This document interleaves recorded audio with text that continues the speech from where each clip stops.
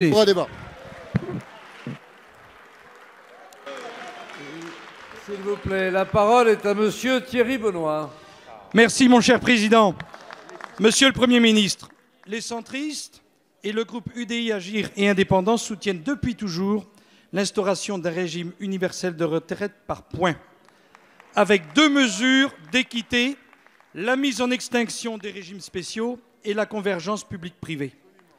Une réforme systémique de notre régime de retraite est nécessaire, mais pour être comprise et acceptée, elle ne doit pas être brouillée par une réforme paramétrique.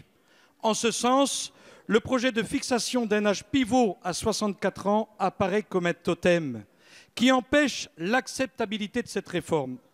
Monsieur le Premier ministre, depuis le début de ce mouvement social, vous vous êtes montré disponible et ouvert à des propositions constructives pour permettre à cette réforme d'aboutir. Êtes-vous aujourd'hui prêt à renoncer à l'âge pivot? L'autre enjeu crucial de cette réforme, c'est le devoir d'exemplarité. Le régime des retraites des députés a été aligné sur le régime général, mais il existe aujourd'hui un autre traitement spécial, tout aussi injuste. Il permet à des hauts fonctionnaires, à des personnes nommées dans les agences de l'État et au Conseil constitutionnel de cumuler retraite, rémunération, indemnité et de percevoir ainsi des sommes allant jusqu'à 20, 30, voire 40 000 euros par mois. Nous sommes plus de 160 députés issus de tous les groupes politiques de cette Assemblée à avoir cosigné une proposition de loi visant à mettre un terme à ces dérogations. Personne ne peut comprendre aujourd'hui que ces personnes cumulent en plus de leur retraite des émoluments atteignant des sommes aussi disproportionnées. Le gouvernement, monsieur le Premier ministre, est-il prêt à mettre fin à ce régime d'exception? Je vous remercie. Merci, chers collègues. La parole est à monsieur Olivier Dussopt, secrétaire d'État auprès du ministre de l'Action et des Comptes publics. Merci, monsieur le président, mesdames et messieurs les députés. Monsieur le député Benoît, deux questions dans votre intervention. La première concerne l'âge d'équilibre. Vous l'avez dit vous-même, le Premier ministre a toujours dit depuis le début des négociations sa disponibilité pour trouver les voies et les moyens avec les partenaires sociaux afin d'assurer l'équilibre du dispositif que nous proposons. Vous savez que nous voulons un système universel parce qu'il sera plus juste et plus lisible.